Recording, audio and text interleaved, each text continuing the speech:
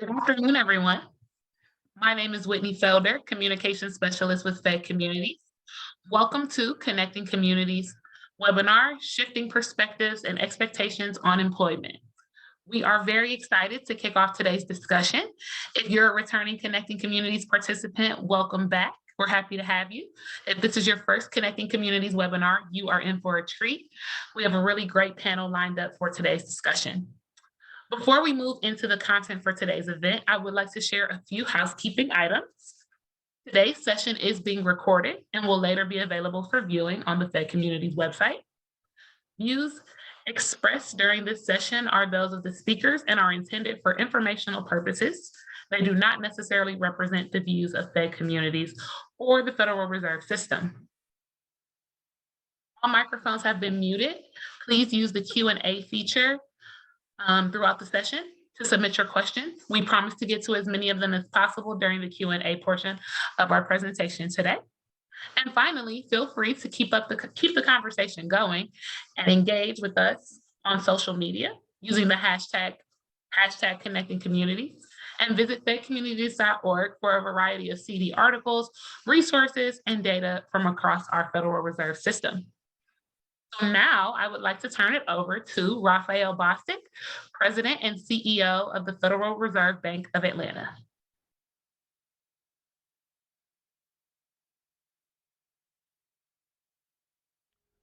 Thank you for joining us. I'm very sorry I can't be with you live today, but please know that the pursuit of expanded economic mobility and resilience broadly, and this innovative project in particular, are near and dear to me and important to our mission at the Atlanta Fed and the Federal Reserve System. The Federal Reserve has a dual mandate from Congress. The first is to foster stable prices, and this is why we have been working hard in recent months to reduce inflation, which has been too high, and bring it back down to our target of 2%. The second Fed mandate is to foster maximum employment. And I actually think of it as fostering maximum sustainable employment, because when people bounce in and out of employment, it is often extremely disruptive for them. If we meet our mandates well, everyone will have an opportunity for gainful employment in work that is consistent with their full potential. The Worker Voices Project represents an important step in deepening our knowledge of the dynamics associated with achieving maximum sustainable employment at a crucial time.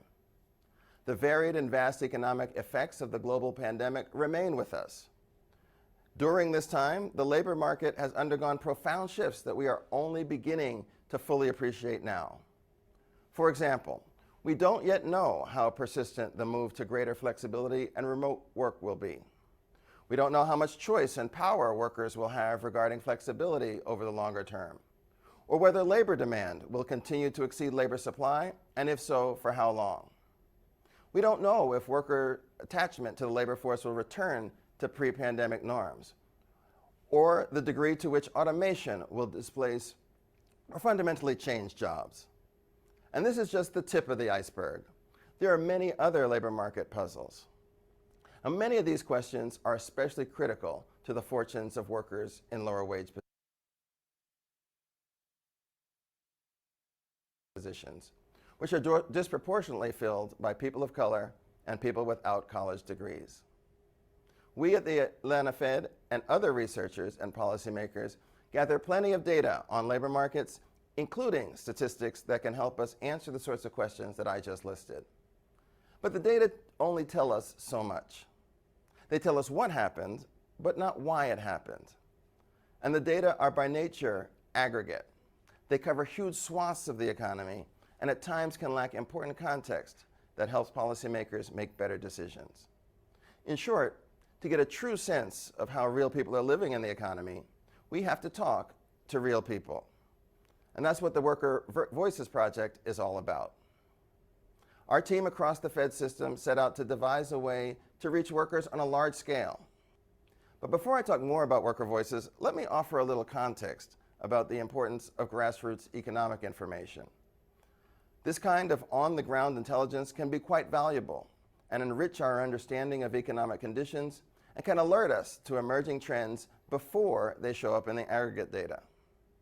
It was our experience during the Great Recession, when the Fed did not see trends in foreclosures coming, that led the Atlanta Fed to establish the Regional Economic Information Network, which we call RAIN. My predecessors formulated a team in all our 6 offices dedicated to meeting with business and community leaders to gather real-time information from the economic front lines.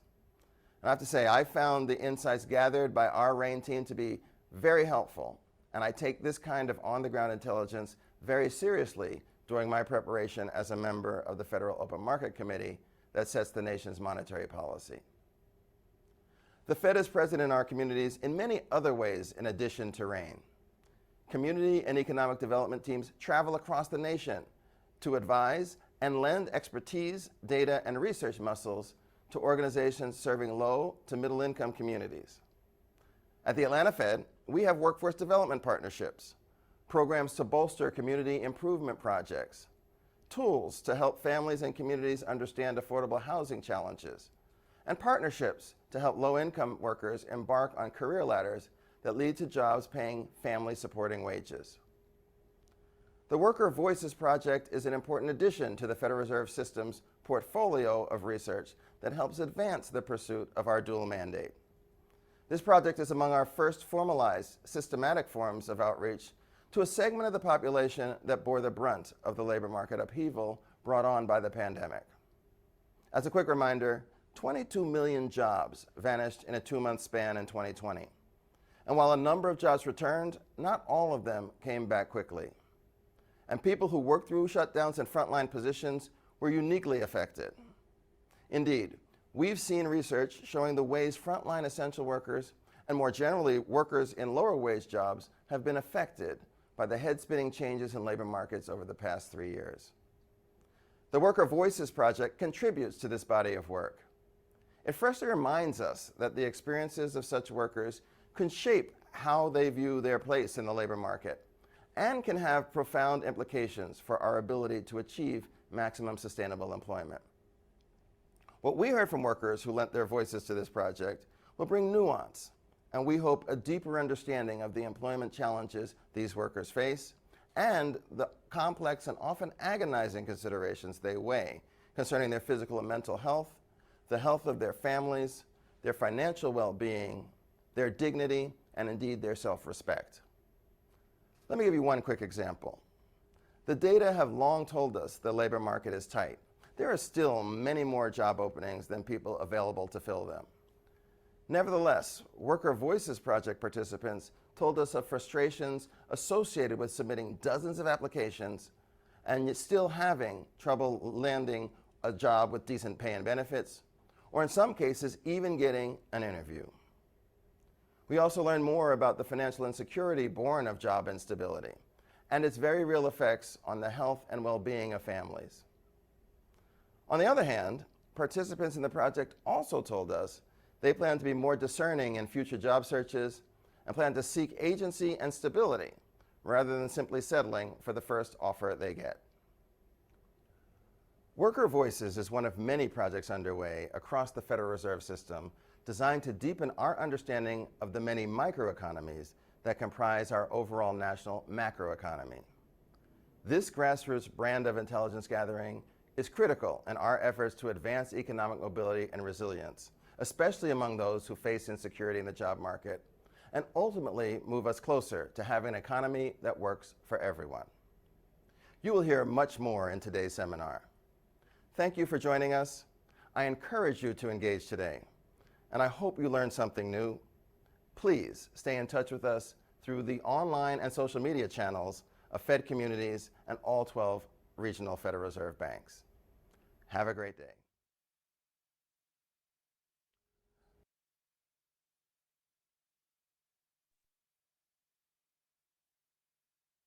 Good afternoon, everyone. Thank you so much for joining us. We're really excited to share our initial findings from the Worker Voices research and deepen the top-level detail that Raphael just shared with us. I hope that this discussion sparks really interesting conversation, not just today, but into the future. So I do want to start by thanking President Bostic for his remarks, which offer a really important frame to our conversation. He talks about the mandate of the Federal Reserve on maximum employment, but in his words, how he thinks about it as maximum sustainable employment, which will foster an economy that allows job seekers to meet their full potential. That principle was at the forefront and a guiding North Star for the way that we had approached this research and informed how we engaged with our workers and job seekers. But before we dive in, let's do some quick introductions. My name is Sarah Miller. I'm a principal advisor with the Center for Workforce and Economic Opportunity here at the Atlanta Fed. I'm excited to be here with the experts in the field that we have on deck, and I'm anxious to hear their discussion later today. But beyond that, I'm honored to be presenting this research with my co-lead on the project. So I'll turn it over to you, Ashley. Thank you, Sarah. And thank you again to President Bostic and to all of you who are joining us this afternoon for this really critical and important conversation. So before we dive into the data, I also want to say thank you. My name is Ashley Putnam, and I direct the Economic Growth and Mobility Project at the Federal Reserve Bank of Philadelphia. And I have the honor of co-leading this work with my colleague, Sarah Miller, but with really colleagues across the Federal Reserve System. And I think you'll hear today how this really was an effort from all 12 Federal Reserve banks, as well as our colleagues at Fed Communities who are putting on this presentation today. And so I just want to start by saying thank you to everyone who has made this project possible. This is such critical and important work, and we're so excited to be here and be sharing this work with you. So I'll turn it back over to Sarah to kick us off and tell us a little bit about how we got into this and why we did this research in the first place. Absolutely. Yes. Thank you, Ashley. If we want to move ahead to the next slide. So how did this project come about? So way back in 2021, Ashley and I were having one of our many coffee talks that we have throughout the day. And this was at a time when the economy was rapidly growing jobs. We were just beginning to realize the significance of the labor shortage. What was going on? Where were the workers? What was keeping them from returning to their jobs? This wasn't just something that we were talking about. It was a part of the national narrative. So we took this conversation to our colleagues across the Federal Reserve System. In addition to leading this work actually was born out of a working group that Ashley and I co-lead around workforce development, which is comprised of many colleagues in each of the regional banks that focus on workforce development, among many, many other areas of expertise. And we raised this very conversation. What were they tracking? What were they hearing from partners? What did we understand about the divide between the labor demand and the labor supply? So ultimately, we know a lot about what businesses had to say. We know a lot from the data. We know what we're experiencing as consumers of goods and services in the economy as it started to open back up, but we knew far less about what workers had to say. Largely their voice, and particularly the voice of those with less economic mobility, was not as represented in the conversation. Where it was predominantly through a filter of the perspectives of worker-serving organizations that aim to serve these workers and job seekers every day. So we thought, let's just talk to the workers directly. So if we move on to the next slide, we can get a little bit into the nuts and bolts of what this project looked like. So first, what did we do? The why? As President Bostic noted, we are constantly tracking the conditions of the economy and the labor market to fulfill our maximum employment mandate.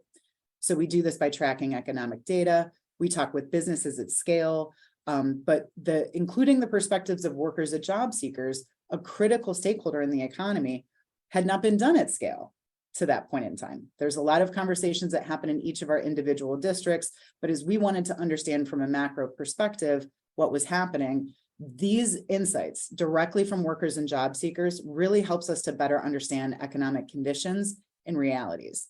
Their perspectives just give us a more comprehensive view. So now, Ashley and I both work in the community development function of the Federal Reserve, which has a core focus on low and moderate income individuals and families.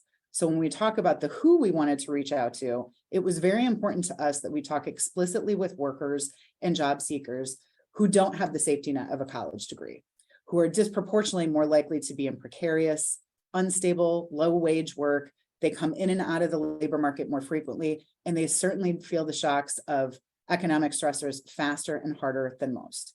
So in order to get to these workers, we leveraged our vast and impressive network of community-based organizations from coast to coast.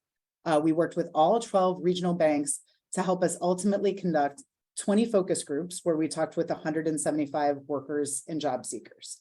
So while our conversations were conducted between the spring and the fall of 2022, it was important to us to understand How did workers experience employment at the onset of the pandemic, and how were they weathering that through economic recovery?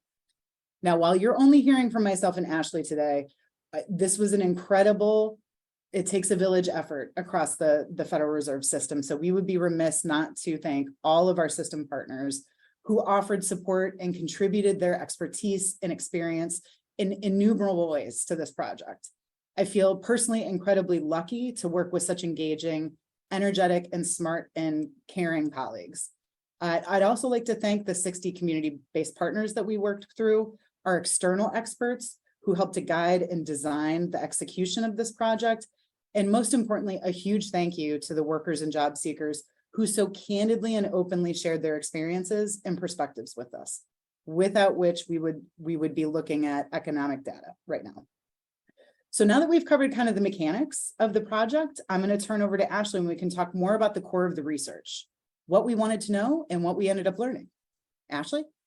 Thank you, Sarah. And on the next slide, well, we remember, as Sarah said, and actually as President Bostic mentioned, this is really about qualitative research. So we know we have a lot of quantitative data and a lot of economic data that we track regularly at the Federal Reserve about how the economy is doing, how many workers are looking for work, how many people are changing jobs on a regular basis.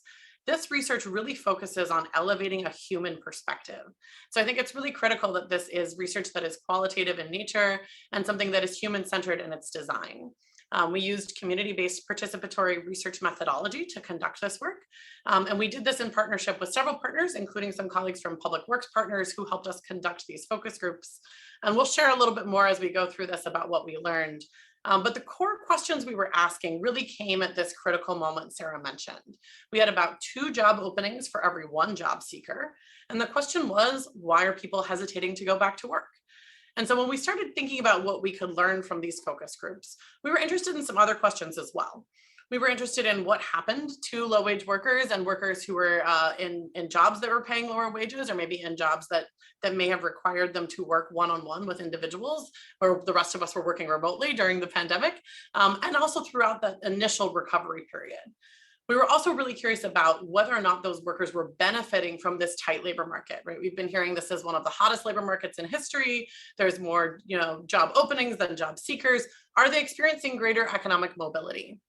And then finally, we were curious about what barriers persist. What's preventing people from returning to the labor market? And how are they changing what they expect from a job? Have they shifted their priorities? And are they looking for different kinds of work going forward? So these were the core research questions that informed this research. And I think you'll see some really critical things that helped inform some lessons we learned and took away from this work. I will say on the next slide, one of the most important things for us also was why people were participating in this work. As Sarah mentioned, we used workforce partners and intermediaries to reach out to workers who are in low-wage work or workers without college degrees. And as you can see next, those workers expressed to us why they joined. Can you go to the next slide, Den? So this worker shares here, the past 2 years, I've been laid off of work many times due to the COVID pandemic. And I was interested in the title, The Worker's Voice, because it makes me think I have a voice, the voice of those who are not heard. And I felt the urge to share my experience with other people. This is something we heard consistently throughout the focus groups. At the beginning of each focus group, we asked people, why are you here today? What brought you into this conversation? And we found that workers were really excited to share their perspectives, to share what they've been through. And they did so with candor and honesty and incredible integrity. So again, as Sarah echoed, I'm very thankful for the workers who participated in these conversations and for the individuals who shared with us some very touching and really difficult stories about what they had been through the course of the pandemic and coming out of it. And one of our big takeaways from these focus groups is that people are really making complicated decisions. And so that is our first finding I'll share with you today on the next slide.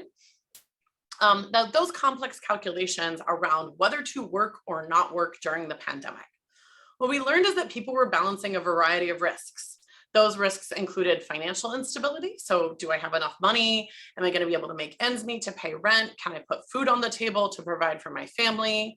But they're also balancing other concerns, health and safety concerns, right? I have a young child at home. Am I putting them at health risk if I go to work?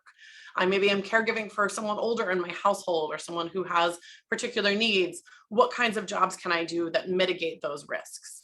And those were really difficult choices for a lot of workers. For many people, they were really struggling between that financial insecurity, health and safety concerns, and other barriers like lack of access to transportation that were exacerbated by the COVID-19 pandemic. What we heard from workers consistently is that this was a very stressful and traumatic time. And keeping in mind that most of the individuals we spoke with are what we might call essential workers, workers who would have been in jobs that required them to be in the office or be in a physical interaction with another human being, whether that's in a hospital or in retail or in hospitality. That many of the people we were speaking with were really making some very difficult choices.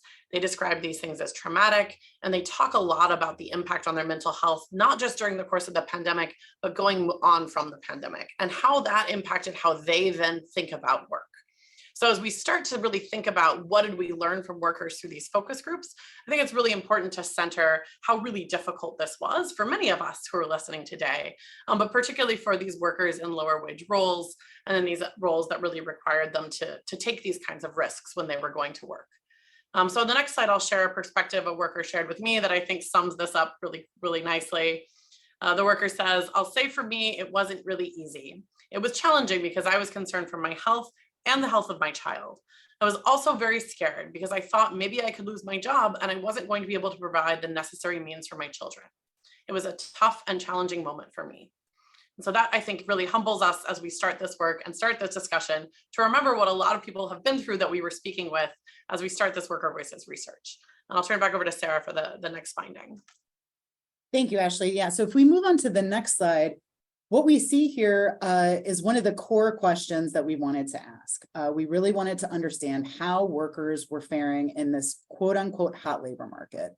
And what we found was counterintuitive to the economic data and the national narrative at the time, that no, in fact, the tight labor market was not benefiting all of these workers equally. Many participants talked about significant challenges trying to connect with new jobs, even in a time where we know demand was well outpacing supply. Also during this time, we know that employers were doing a number of different practice changes across the board in a variety of sectors to lower the barriers to get workers to connected to these roles. So participants, while they noted that they had been sending out dozens, even hundreds of job applications and not getting anywhere, it was frustrating for them to know that that was also the national reality, that employers were doing all of these changes. I'm trying to find another job, but I'm still not connecting. The reality of sending out all of these applications and not getting anywhere was echoed by many of the participants engaged in this research. So they noted that while they could see employers were doing exactly what they were saying, removing degree expectations or years of experience from their job requirements, they still ran into challenges job matching. Some others noted that they had observed while job descriptions, including tasks and responsibilities, remained intact and degree and experience expectations had been stripped, they also observed a reduction in wages, making that job ultimately less desirable of a role for them to pursue.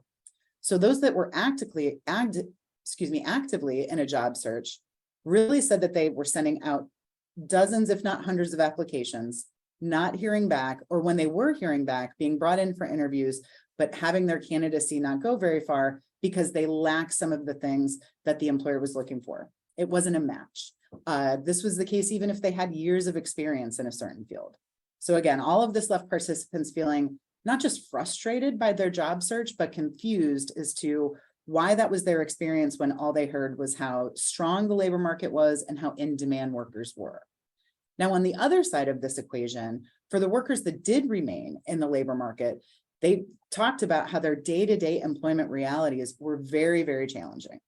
Those who worked in places that had a lot of open vacancies talked about the stress that they endured from these labor shortages, both in terms of physical and mental stress.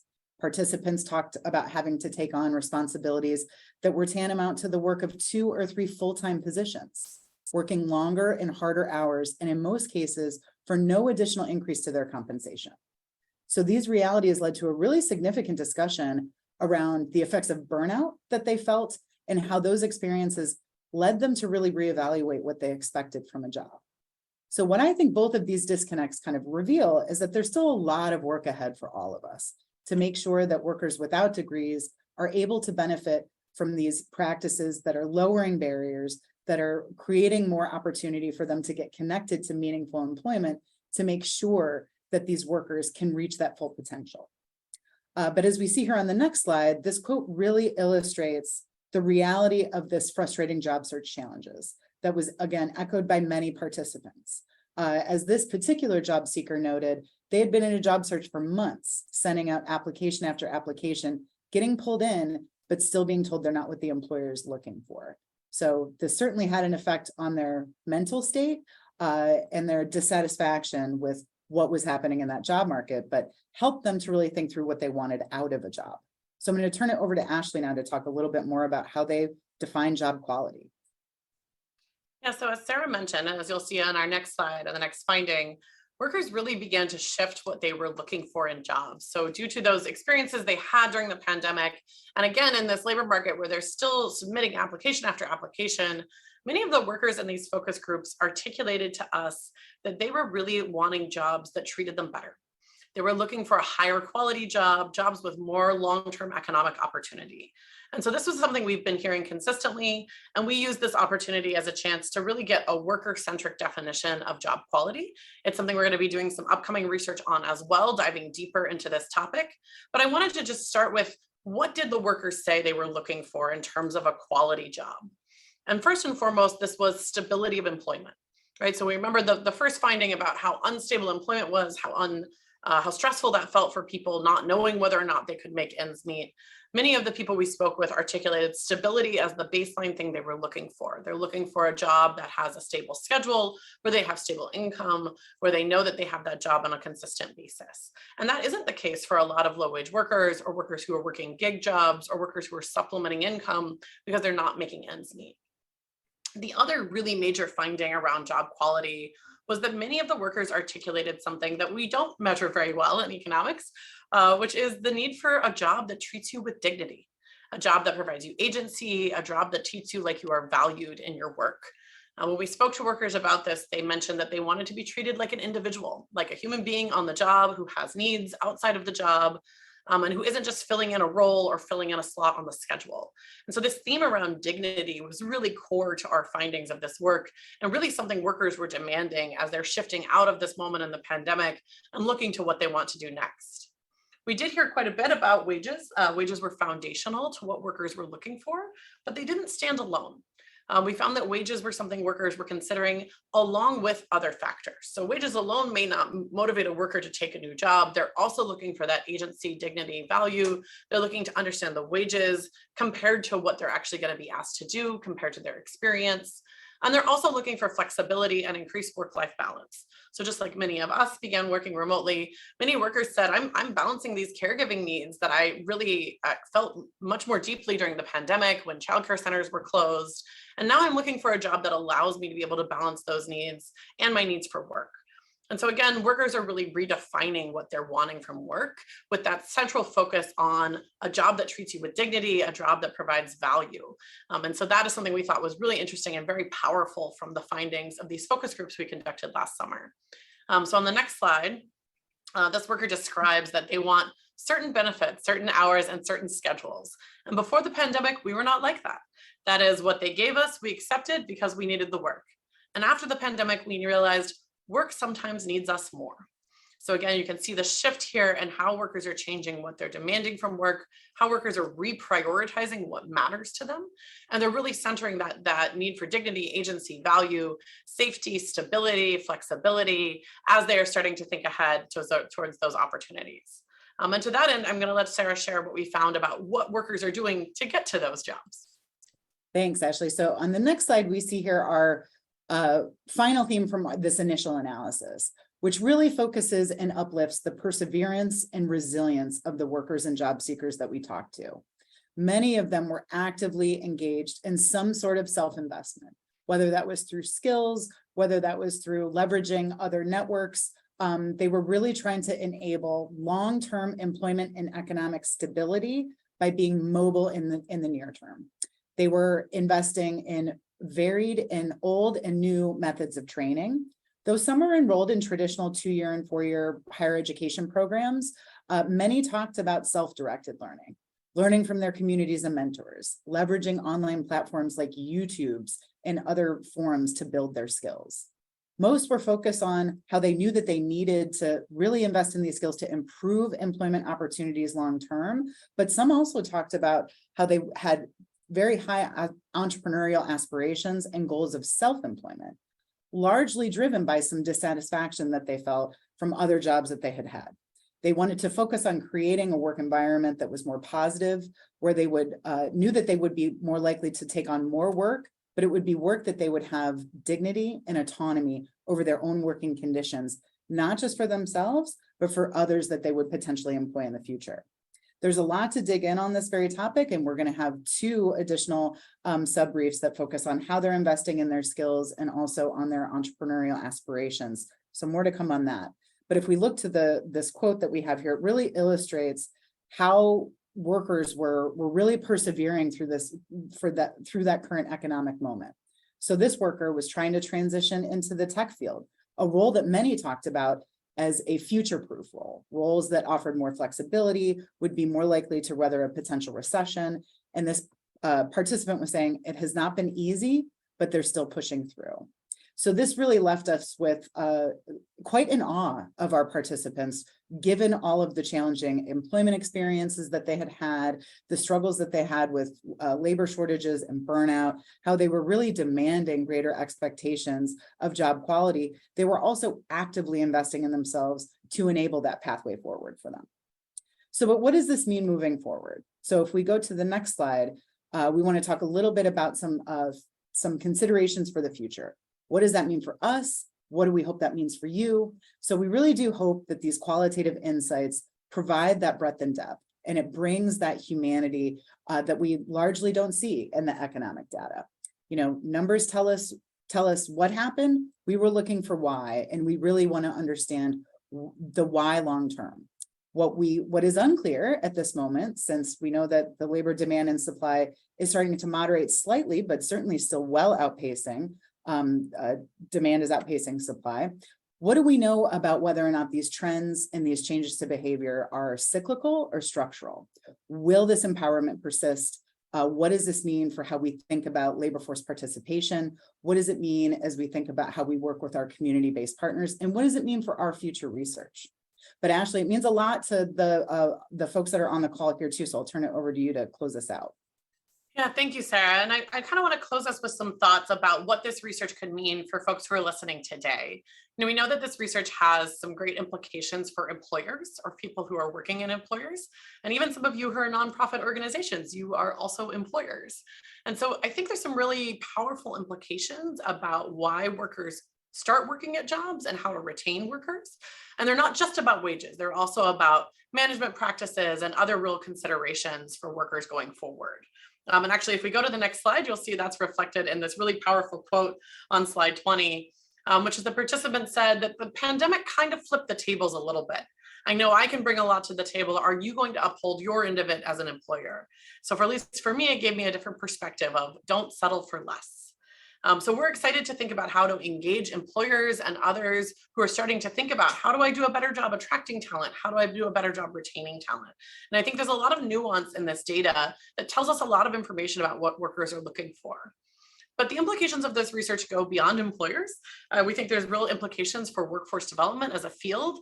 Sarah mentioned that the tight labor market wasn't benefiting everyone equally, that in spite of employers lowering the threshold for what they're looking for in terms of employees, what qualifications you have to have, workers are still struggling to get in the door. And so I think that's a real call to action for the workforce development field that is really necessary at this point in time to be able to connect those two disconnected things in the labor market.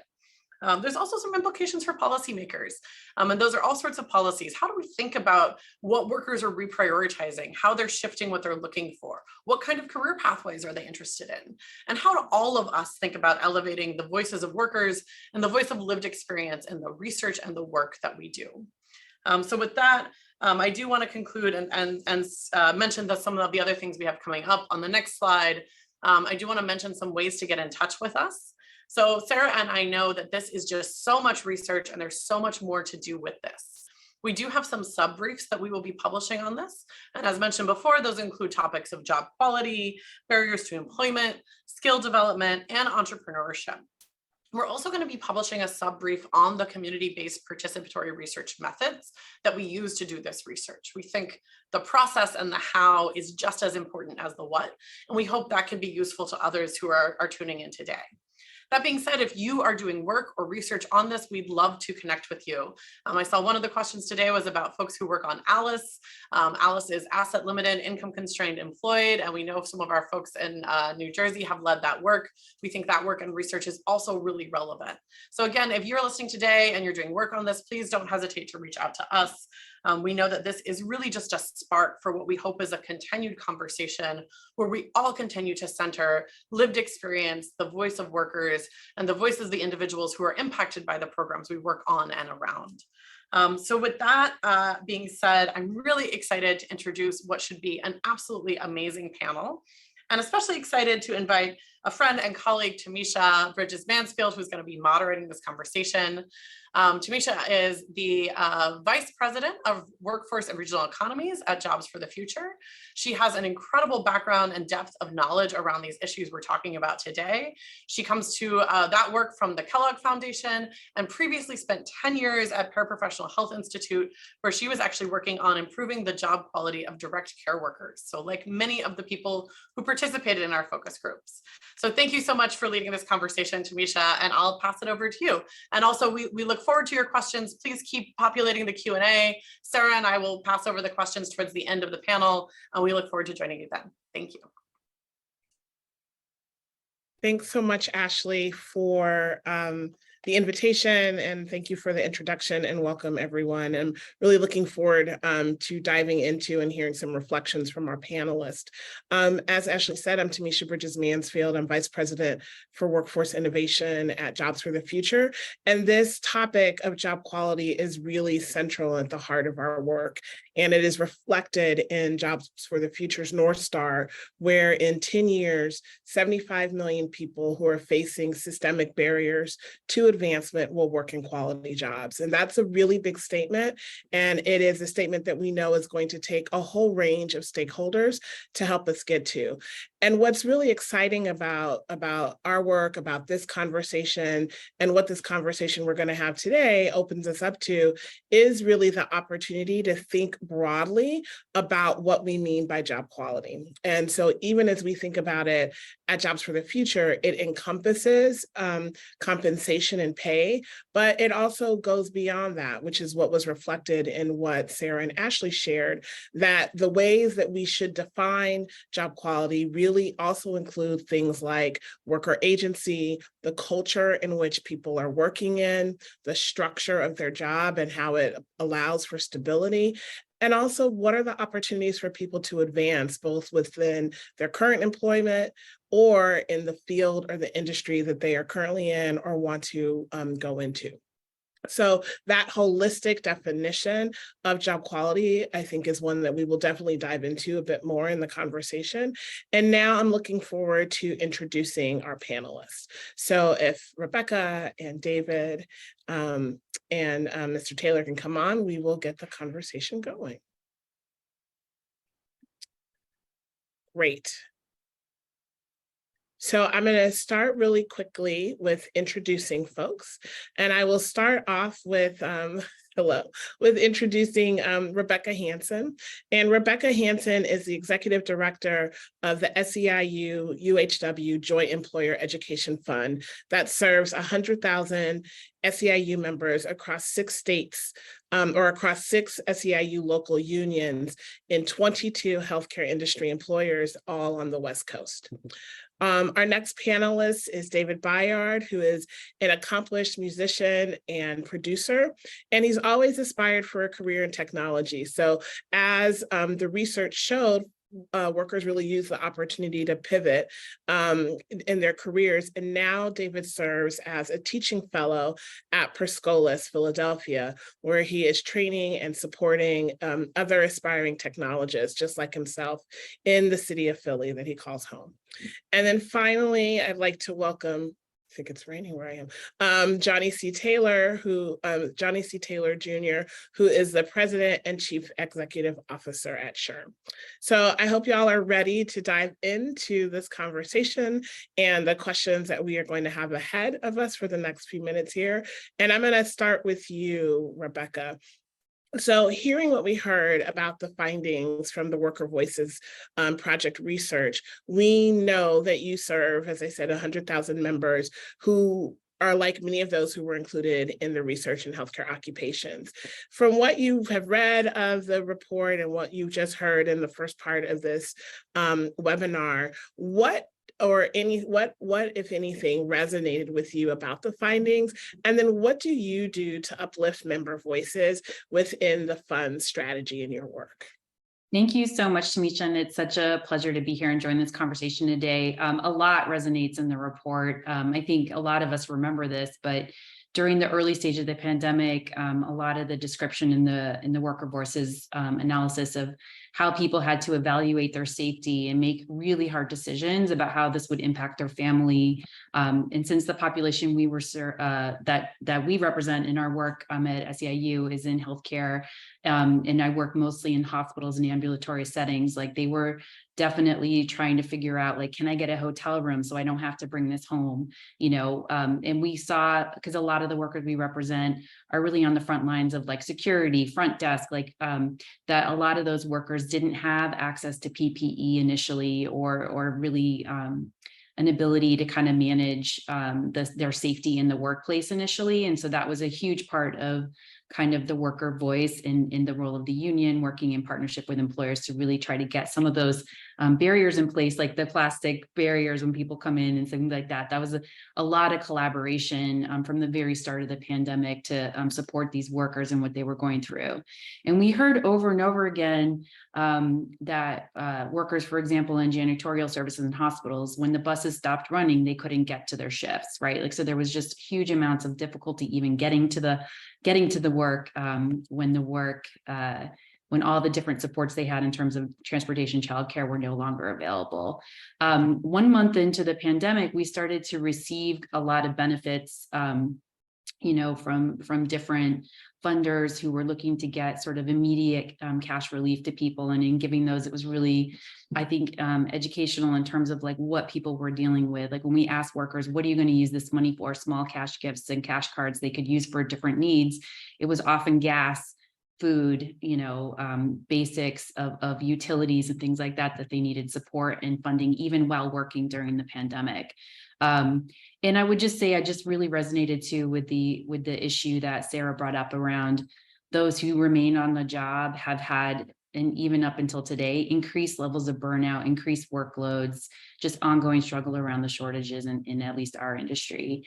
But I also want to say that we saw really inspirational level of interest from workers during this time in reinventing themselves, as the study described. So we've had our highest levels of utilization of education and training programs historically at our organization during the years of the pandemic, peaking at 27,000 individuals in 2021, but staying well above 20,000 since then. And so we've seen that a quadrupling of people interested in pursuing different certificates and degree programs, and a real desire to sort of figure out a longer term, more sustainable job and wage.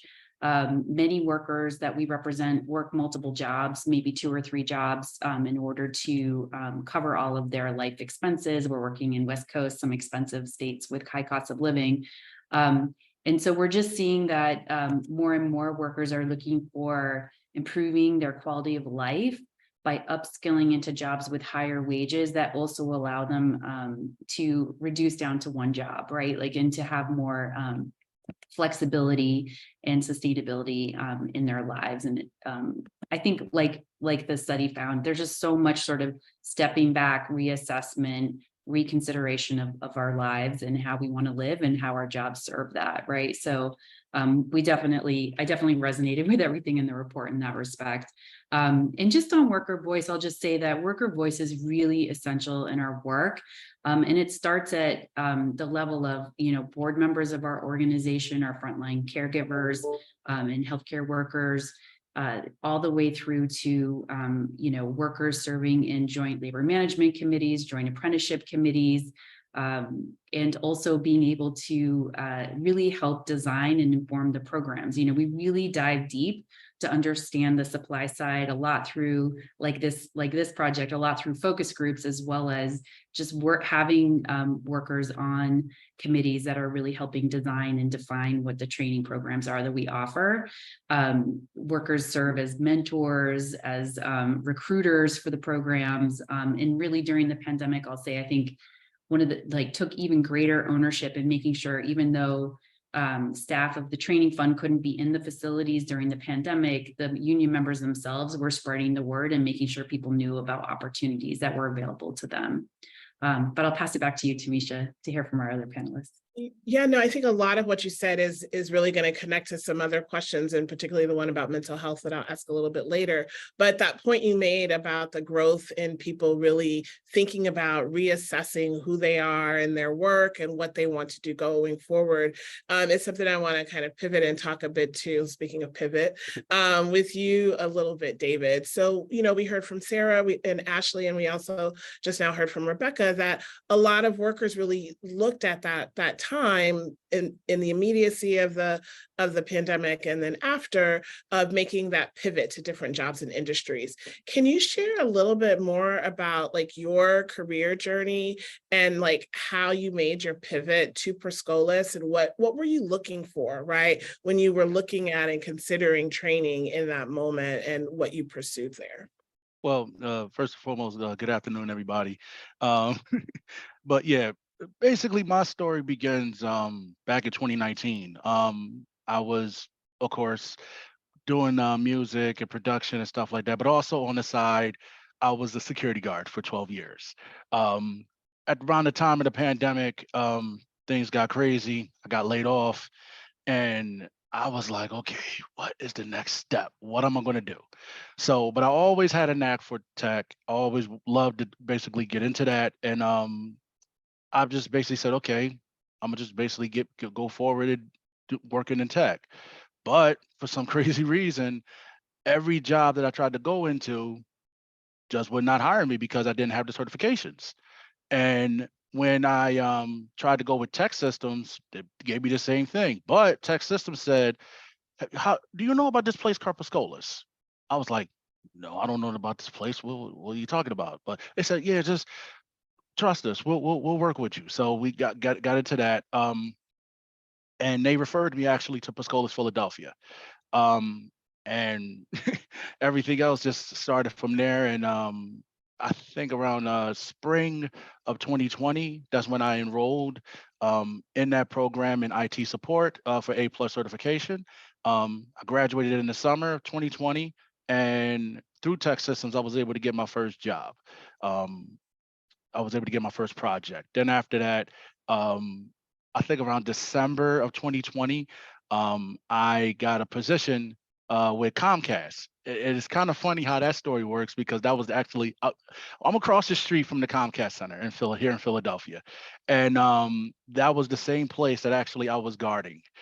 So it's kind of crazy that it's kind of crazy that I was in the same building where that I was protecting and guarding, and I was able to meet friends I knew and able to put in my badge and go upstairs and work as a desktop support engineer. So that was a great experience. And after that, the contracts just kept coming. I just started working not only with Comcast, but also with Five Below and Jefferson Health. And then after a while, about 2 years later, my instructor, who is now director here, Ali Hyman, got in touch with me. He said, "How do you feel about being an instructor?" At first I thought he was like, okay, I thought you were joking. I'm like, really? I'm like, I don't know nothing about instruction. I don't know, what are you talking about? So he's like, trust me, try for a year, see if it works out for a year. And so we said, okay, I'm gonna give it a shot. went into the Perscolis Instructor University, very prestigious. They from the door, they basically helped me out when I needed to go. And I started out in Boston as RTT. What that means is remote teaching. I was working from home. I did that for a little bit. Once again, I don't know if they're watching. Shout out to Stephen, my first instructor that I worked under, and Tyrone, who was also a psych director in Boston. Thank you guys very much for the help. But after that, an opportunity came to come back home to Philly, and after that, I was like, okay. At first, I thought it was just going to be a couple of weeks because they needed somebody to just fill in.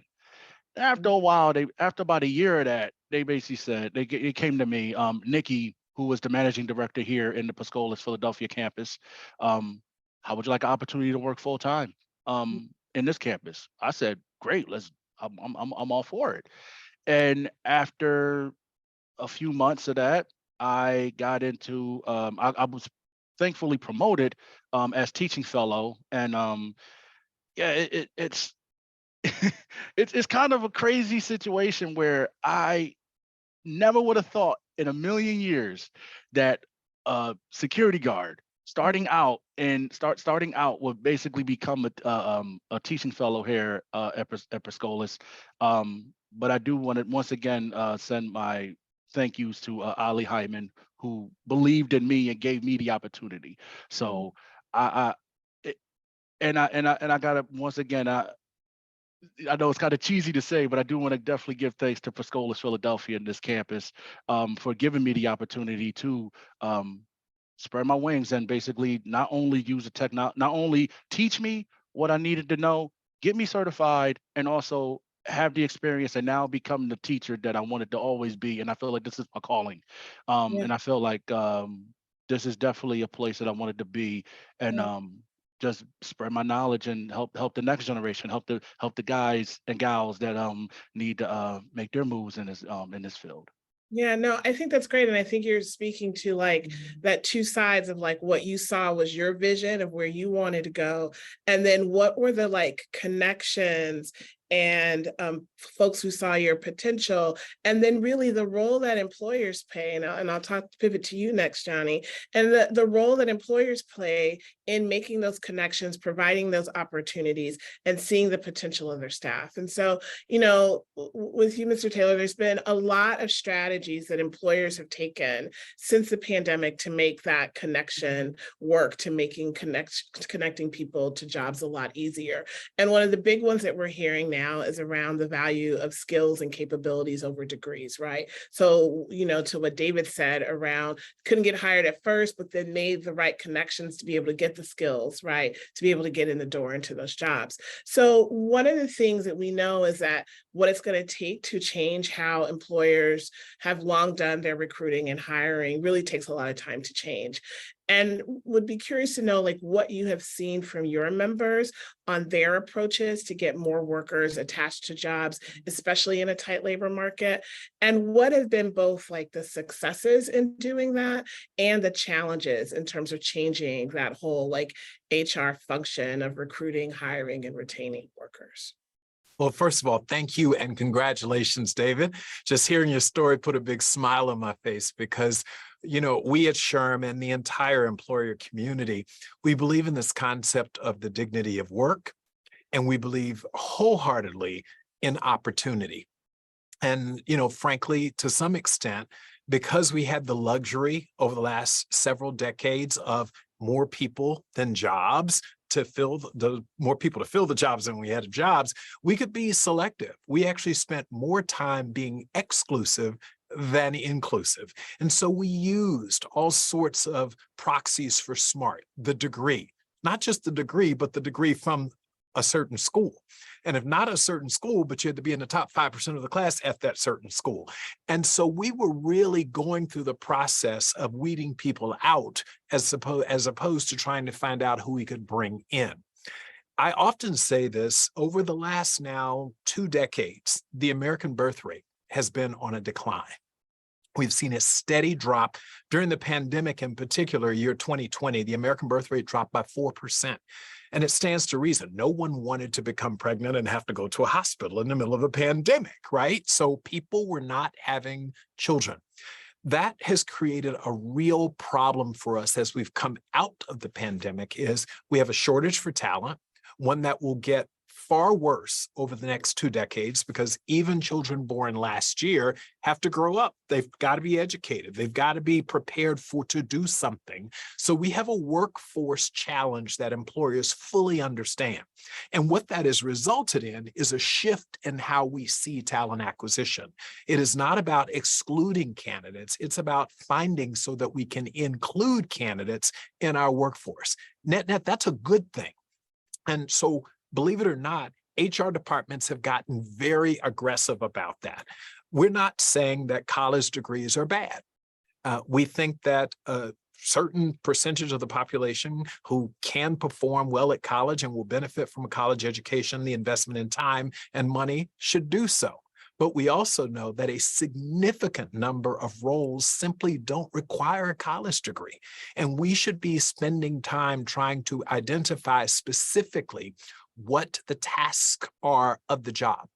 What skills are necessary to do it, not what school you attended or what degree you obtained or, your grades in that even. We need to know proficiency. So HR functions everywhere, led by talent acquisition professionals, or who you'd call recruitment, have now built into their systems through interviewing. Let's find out what you can do. So the job description, or I should say the resume of the past, which listed a whole bunch of things that said, I was in this club and I was this and I was that and I have this degree. Now we say, tell us what you've done in your prior jobs. Tell us some of the skills that you have that may not be obvious. You were in security, for example. You described guarding, David, in your last job. Well, there are a lot of information security jobs right now. CISO is one of the biggest areas right now. We need people to fill these information systems security jobs. And so we can see that and say, this person has a predisposition, a commitment to security. Let's figure out how we give him or her the skills so that they can fill that job. The biggest aha for employers is, in times past, we would say, it's your job to get the degree. It's our job to give you a job. Now we're saying, maybe you don't need the degree, and it's actually not even necessarily your job to have the skills. If you bring the right work ethic, the right mindset, the right commitment to opportunity, we will actually teach you what you need to learn. And then you will be more loyal to us. You will retain longer. You actually may be a little bit more inexpensive, because instead of demanding a really high salary so that you can afford to pay your student loans and work and eat and all of that, you didn't make that investment. You were able to come to us. You've gotten your skills, many of them debt-free or light debt, and you have an opportunity to actually stay with us longer, commit with us longer, be more productive, et cetera. So I'm pleased to say that the employer community has wholeheartedly embraced this idea that we're looking for people who have the ability to do the job, who want to do the job, and we will then provide them the skills, equip them with the skills to do it. That's not just SHRM speaking. Overwhelmingly, when you talk to HR folks, we are way past requiring the degree for a job. We need someone who can do the job. And if we need to help get them prepared to do the job, we'll do that too. Mm-hmm. And hopefully it's that more expansive orientation to understanding people fully, right? That can stop that closed door thing that happens that was talked about in the report, but also really depletes people's morale, right? Yes. And Self-esteem is shot, and confidence, right? and all of that, which then gets to the mental health issue. So going back to the question that you asked, Rebecca, the Federal Reserve's research did highlight just how significantly the challenges that workers face in the job market and on the job really impacts people's mental health. Everything from financial instability and job security, and really having a role that, and many times, just asks people to do more work than is expected. All of that is leading to burnout once they're in the job, let alone to the burnout, right, that folks face just trying to get a job when that exclusion is happening that Johnny spoke to. As we know that protecting mental health of workers is really a journey for a lot of us in this workplace. And I know that you at SEIU have also conducted a similar survey on specifically the mental health challenges that are faced within the union workforce. Can you tell us a little bit about what you've learned from that work and the approach that you all are taking going forward to really look at and be responsive to what workers are saying to you? Yeah, thank you so much. So the background of this was in about March of 2022. We'd seen a number of surveys come out, including a prior survey of the same survey instrument from Mental Health America, looking at mostly doctors and nurses, a large number of those workers, actually majority being white, and in a need to kind of expand that conversation to include all parts of the healthcare workforce, and including a lot of positions that actually represent more workers of color, self-identified workers of color. And so we launched a survey, I think similar to what somebody said about the sort of overwhelming desire people have to share their experience and really have their voice heard. We had over 5,000 respondents in just 3 weeks to the survey, which was remarkable. 77% of the responders were workers of color in allied health jobs, janitorial, housekeeping, food service, lab, administrative jobs, overwhelmingly saying they did not have sufficient emotional support and no time to stop and sort of assess and take time for themselves, let alone get support at work for the mental health impact they were having, and that it was also affecting their physical health. Their top stressors at work included increased or heavy workloads, experiencing racism at work, and witnessing a high number of deaths. So this was impacting every level of worker in the hospital, seeing people come in and not seeing them go out. They also sort of the outcome of the study, or the sort of conclusions of the study by Mental Health America, suggest that the long-term impact of the pandemic is a negative impact on patient care, a negative impact on the diversity of retaining workers. We saw that in the survey, 45% of those in the survey said they were thinking of leaving the healthcare industry altogether. And another 60%, if you look at only workers of color responding to that question, 60% considering leaving healthcare altogether, and this contributing to staffing shortages. And how we've responded is really in designing programs that improve the support available for emotional wellness to our workforce, designing programs that impact retention and also career mobility. We've been able to partner with our employers to assess that for those union members who utilize our programs, they have 50% lower turnover than those who don't, and a 48% average wage increase for those progressing through skill and certificate training into higher wage jobs. So it has a pretty big impact. And it also impacts the diversity of the patient care workforce. 70% of those we train are workers of color and 80% are women. And so we're really focused on offering training for those in non-clinical moving into clinical roles, where we see the sharpest shortages and biggest retention issues.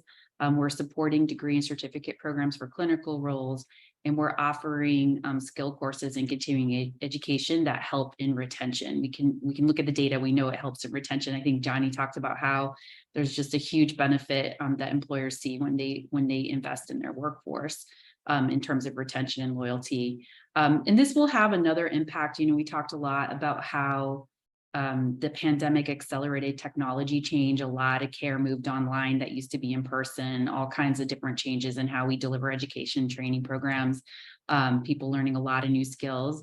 One of the things that we were tracking even before the pandemic was that there already exists technology today that could automate about 48% of a medical assistant job, which is an entry-level medical role, versus 15% of an RN's job could be automated. So as you move people up a pathway from MA to nursing, you're increasing their resilience, not only in terms of giving them higher wages, access to new career opportunities and greater loyalty and lower turnover, you're also creating more resiliency in the face of technology change that's only been accelerated, but will continue. And so we really see this education and training opportunities as sort of the key for the future. That's a win-win for employees and employers. No, I think that's really like fascinating to hear both like what the research showed you around like that holistic thing about like what makes a job good, what makes me feel good about coming to a job and staying. And it's a lot more than pay. It's the investment going in to employees in their well-being and also to their skill development as well. So David, and this might be the last question, and then we'll see how much time we have, but then we'll pivot to Q&A because I know that's been fired up in the chat. But David, would love to kind of close out with you and hearing, we know that like defining job quality is tricky because there isn't a one size fits all for business and industry to follow, right? Because different industries have different needs, different workers have different needs. And would love to hear kind of from your own perspective, what comes to mind when you think about a quality job, and how do you weigh that? Like, how do you assess that when you're looking and at deciding around where to go to for a new job or where to stay, either from your perspective or even like what you encourage your students to look for even, or to consider as they try to figure out what to do in their own path as it relates to job quality? Yes. Number one, you have to like what you do. That's bottom line. I mean, if you're going to go in there for 40 hours, day in, day out, bust your behind, you're going to want to basically at least like what you do. That's number one. Number two, job has to pay well. You want to make sure that not only you're able to pay your bills, you're also able to thrive. If I'm going to put in the time to get the skills, the knowledge, the experience, and in my situation, working contracts year after year, I want to be able to build and expand my pay as I go along. So if I'm going into a situation where I want to go into a job, yeah, the pay has to match what I'm bringing to the table. Number three, benefits, mandatory. Uh, without a doubt, healthcare, vision, dental, Lord willing, when I have children and a family, I want to make sure that I'm taking care of them and I'm thriving, taking care of my family, making sure they have the best life. Just basically say the least. Scheduling, that's number four.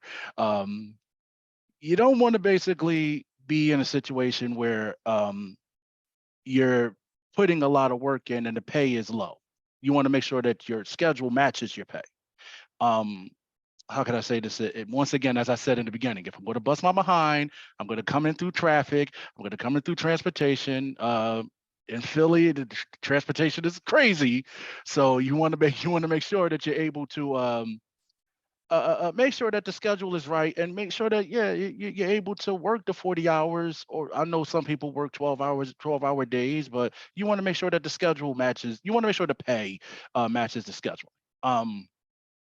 And as I mentioned, not a fair wage, not just something, I could just live and pay my bills, but something I could thrive on, something that I know for a fact that I could save up, I could expand, I could once again. And when I have a family, I want to make sure that my family is taken care of, I'm taken care of, and all of that's good. Yeah, let me see.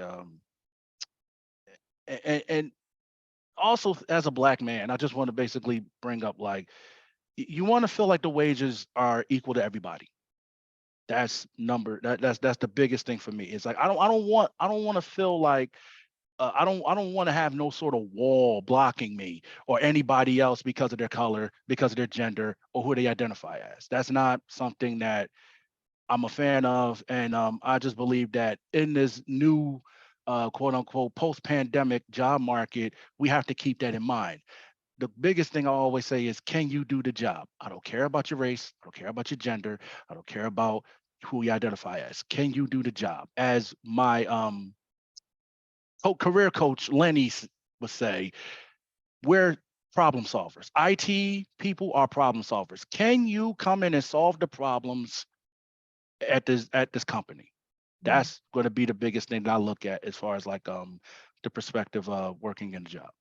Yeah, I really like what you said about pay and thrive, right? As those two things being important. And I think that's reflective in both the research that was done both by the Fed as well as the research that SEIU has done, and to what you were saying, Johnny, as well. It's that whole picture of what people need, and what we say at JFF, and what I say is like, what do people need to live fully?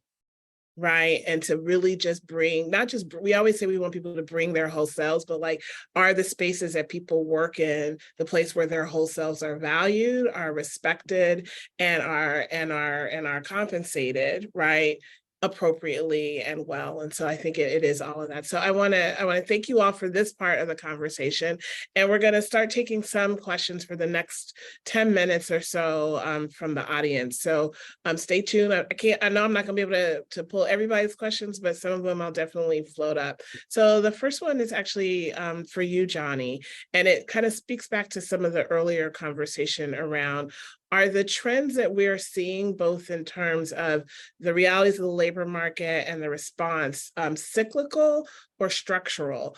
And so what this person is wanting to know is that, are these employers and workers making shifts just for this point in time?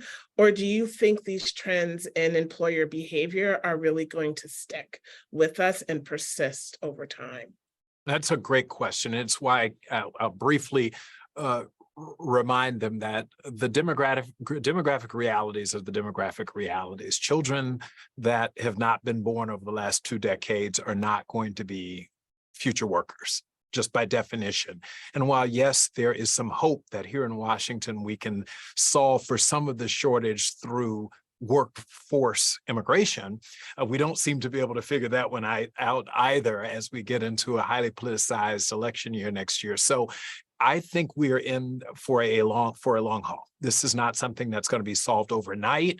And as I pointed out earlier, even if everyone who is willing and capable to have a kid does tonight, like, we're 20 years before that's going to solve for the workforce issue. So we're in this for a long time.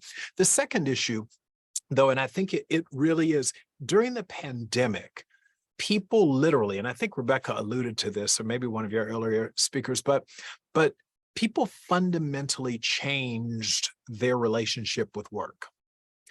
When they wanted to work, where they wanted to work, for whom they wanted to work, for how much they wanted to work, all of that occurred in that period from March 13th of 2020. I remember the day, Friday the 13th, we referred to, when essentially the world went remote. And for the next 6 to 9 months, you had this period of time. And I remembered walking down the streets of Washington, D.C., there were no cars. The Starbucks wasn't open. The Dunkin' Donuts wasn't open. There was no movie theater to go to. So you had all of this free time during which people really engaged in serious introspection. And they came out of this on the other side of the pandemic saying, my relationship with work is not going to simply return to what it was. There's a new way of thinking about this. And I wrote a book called Reset during that period, because it wasn't just the great pause, it was a total reset. So these are structural shifts in the mindsets of workers that we can't long for the good old days. There is no pre-pandemic, the world changed. And so I think we're very confidently, from an HR perspective, and the profession is saying, we know that people's relationship with work has forever changed. I mean, just think about this. Pre-pandemic, single digits, the number of people who worked remotely full-time. Post-pandemic, and then during the pandemic, that peaked to a high of 50, 60%. It's come down, but it didn't come back down to 8%, 7% like it was before. And we won't ever see that again. We've actually challenged ourselves. This notion that you couldn't do certain tasks remotely has now been sort of turned on its head. And so those days of going back, there's been literally a structural shift. Now, in response to that, we as employers have said, not only are we going to change that, but I think it was Rebecca, who mentioned, some percentage of people's work that they used to do, and I think she was talking about allied professionals, will now be done by automation. But there are implications for that, because that means those jobs, or some significant percentage of jobs, are going to go away. So employers are also responding to that. And I'm often reminded of the movie Hidden Figures. This is the sort of final point in response to that question. If you remember the women, African-American story of women who were mathematicians and statisticians, and they were referred to as computers, if you remember the storyline. And then a machine came in place and took away all of the jobs that they had done in the past, the actual computations to put man on the moon, right? And instead of saying, okay, that means I guess I'll never work for the rest of my life, or that college degree in math that I earned is now useless, they began to program said machines. So there is an upskilling and a reskilling that will be necessary for people to remain competitive, because AI is there. We all know the big day when that occurred, November 30th, 2022, we introduced ChatGPT to the world. And so employers are finding ways to become better, more efficient at what they've done, and human beings have got to catch up. Now, that is also a big systems thinking kind of shift in the mindset, that a lot of the jobs that you and your parents and your grandparents relied on won't exist 5 years from now, or will be so meaningfully reconstituted that they won't exist. So long-term, lifelong learners is the new phrase. And it's not just an employer task and responsibility, it's the responsibility of every one of us. Yeah, I agree. And it's that I remember maybe about a year into the pandemic when people were like, we got to go back. And people were like, go back to what? Like there's no going back anymore. It's about responding to what is in front of us now from the lessons we learned, and then always looking forward. And I think what this moment is showing us is that the inputs for designing what that new moment looks like has to include workers' voices, right? Yes. Has to also include and be responsive to what employers are saying are needed. And I think it's a more balanced picture, probably, hopefully, than it has been. If I could add one other, yes, workers' voices, yes, employers' voices, but one that we don't talk about enough is the consumer's voice, because the economics have to work. Yes, we'd love to pay people $40 an hour, but not if the consumer at McDonald's won't pay more for a Happy Meal, or can't afford to pay more for that Happy Meal. So the money has to come from somewhere. And so that's part, we are also increasingly, especially as the economy is slowing down, is, yes, I know you want to make more money. And as my friend David was talking about, a thriving, but employers are saying, yeah, we got to pay the debt that we borrowed to make this business work. And so we also have to return on our investment. And then the consumer is saying, but I don't have as much to spend as I used to, because gas is $4 or $5 a gallon. Interest rates are double what they were just a year and a half ago. So there's a real tension that exists. And so we've got to listen to all communities, not just workers and employers, but the consumer is increasingly saying, okay, then instead of stopping by the coffee store 3 or 4 times a week, I'm now going twice. Mm-hmm. That has an impact as well. Yeah, I think the consumer piece is key. And I know, Rebecca, being in healthcare, that whole quality care, quality job dynamic is very, very real, because if the job is good, then the care is good, and those things go together, and the expectations happen as well. And so I think, so a question for you, Rebecca, what role do you see organized labor playing in creating more quality jobs, opening up pathways, particularly when we see a decline in union representation in some spaces and a growth in others? Like, what is that role in this moment for labor? Yeah, I mean, I'll just say, and this is a little bit informed by my specific work, right, which is labor management partnership in a particular industry, healthcare, where what we're trying to do is really sort of raise the floor on every job in healthcare. And I know you had done previous work in direct caregiving, and I think there's just a wide recognition that caregiving work is super important and critical for the functioning of for us to thrive, and also for the functioning of our economy. In that it's going to be, I think, a long struggle to really get those jobs valued the way they need to be by our society, and the investment that we need to have. And I would just say that part of those efforts include sort of efforts to increase and create a $25 minimum wage for healthcare workers in California. That's been a legislative effort this year. There's all kinds of efforts that look to address the industry as a whole, rather than just bargaining for one group of workers. And I think that's going to need to continue. In terms of quality career pathways, I'll just say this is really at the heart of what we're talking about. And we've talked about, like, removing requirements off job descriptions is just insufficient in terms of truly changing how people advance in their careers. In the past, we did analysis and found that only 10% of allied health workers had any kind of career pathway in healthcare, right? And so how do we flip that on its head? People come into our industry in entry-level jobs with limited immediate opportunities for advancement, and we're really changing that, and employers are really embracing the idea that we want to be talking to people about their career path from the very start, from when they are in their new employee orientation, right? We even want to think about how do we systemically change the education system to create more affordable, higher quality training options. And I see that we're running really short on time. So I'll just say, like, I just think that unions can play a really critical role through labor management partnership and really ensuring those pathways become sort of a new system in this country for how we train workers and how workers advance on the job. Thank you for that, Rebecca. And I want to really thank our panelists. So thank you, David. Thank you, Johnny. And thank you, Rebecca. And thank you again to the folks at the Federal Reserve for everything that we were able to even have this conversation. And now I'm going to turn it over to close us out, over to President Harker. Thank you.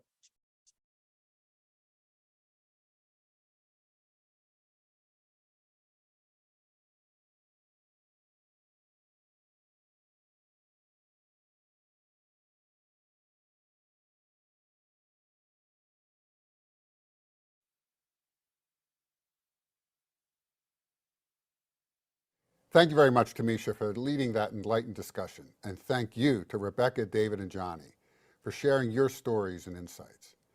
And of course, thank you to Fed Communities and my colleagues from throughout the system, including Atlanta Fed President Raphael Bostic, who we heard from earlier, for their partnership in the Worker Voices Project. To be sure, we are at a watershed moment in our economy. And I'm not just talking about the fight against inflation, in which we are making progress. It is a watershed moment in the labor market as well, especially for those of us who look at data and try to interpret their meaning. But numbers have two inherent problems. First, the numbers we get are always backward-looking, a snapshot from an earlier time. Second, the numbers blur the faces and voices of those they seek to capture. They can only tell us so much. This is where discussions like this, and more specifically, efforts like the Worker Voices Project, are so essential. For our economy at this moment, it is important for those of us who hold a responsibility for promoting full employment and fostering economic opportunity to know in real time why workers are making the decisions they are, especially workers either employed in low-wage positions or those who do not have a college degree. And I also would suggest that there are important messages that employers would be wise to heed concerning the kind of workplace they may need to create to attract the workforce they will need to be successful. You know, by education, I'm a civil engineer, even more than an economist. And if you know anything about civil engineers, we're always looking for ways to make things stronger, better, and more resilient. For me, this includes our economy. As we have heard from today's discussion, the factors going into the decisions made by workers of where to work, when to work, or whether to leave the work they have previously known to blaze an entirely new path, like David has, are increasingly complex. And we oversimplify these complexities at our own peril, whether as policymakers or employers. Now, certainly, the pandemic did not create these complexities. As long as there has been work, workers have made decisions about their place and role in the economy based on a number of factors, and workers today have more choices before them. The pandemic served as a breaking point for all these stresses. A few other times in history have so many seemingly come to the same conclusions about their future in the workforce. They want to be treated with respect and dignity. They want the opportunity to gain new skills that will provide them with upward mobility. They don't want a job that doesn't just get them through the day, but the opportunity to create a satisfying and high-quality career. They want managers who recognize that they, like them, have families and dreams outside of work and strive to ensure an appropriate work-life balance. The expectation of workers is that they will be treated as individuals. And this is especially true for workers in jobs at the lower ranges of the wage scale or those without degrees. Jobs are not one size fits all, and neither are workers. Hiring processes may be more automated, but no worker wants to be treated like an automaton. And the Worker Voices Project is providing the data that put this reality into greater focus and perspective. And as a result, many of us who have studied economics are having to rethink some of the premises we had previously relied upon. But that's probably a good thing. Despite what many of us were taught in Econ 101, the study of economics is not all straight lines and straightforward conclusions. Sometimes the economy and those contributing to it not only bend long-established rules, but contribute to the creation of new ones in the process. We appear to be at that kind of moment now, and the research in the Worker Voices Project is contributing to this new way of thinking, which is good, because if one thing is now crystal clear, it is that workers no longer want to be treated as merely a plot point on a graph.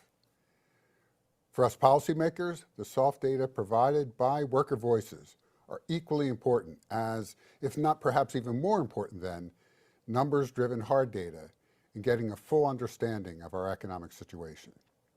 And I'm excited. I'm excited not just about this report, but for the research that is going to grow out of it. The more we can bring the examples outlined in the Worker Voices report into our way of thinking, the better our chances of creating a strong, growing, and more inclusive American economy. So, when I hear someone utter the apocryphal question, why doesn't anyone want to work anymore? My response is to ask in return, what are you doing in your workplace to make them want to work for you? And point them to the Worker Voices Project. Again, I thank our panelists and everyone who contributed to today's webinar. And I thank all of you watching for spending part of your afternoon with us. So Whitney, I'll now hand the program back to you.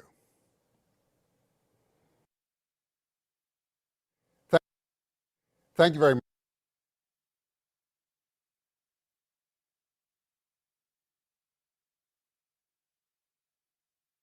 What a great discussion today.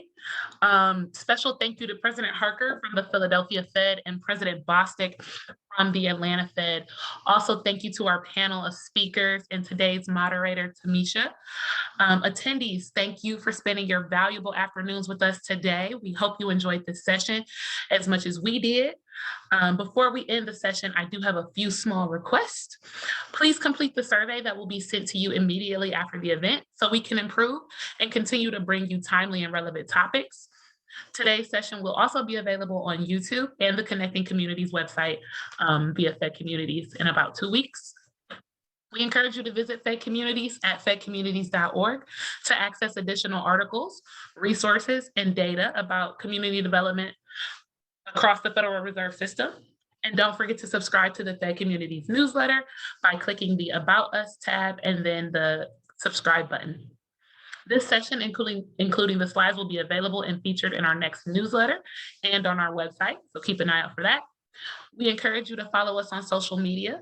We are on LinkedIn, Twitter, Instagram, and Facebook. And finally, we invite you to mark your calendars for our next Connecting Communities webinar event happening September 7th, where we'll be highlighting findings from the CDFI survey. And that will be at 3 p.m. Eastern time. More details and registration information will be coming soon for that.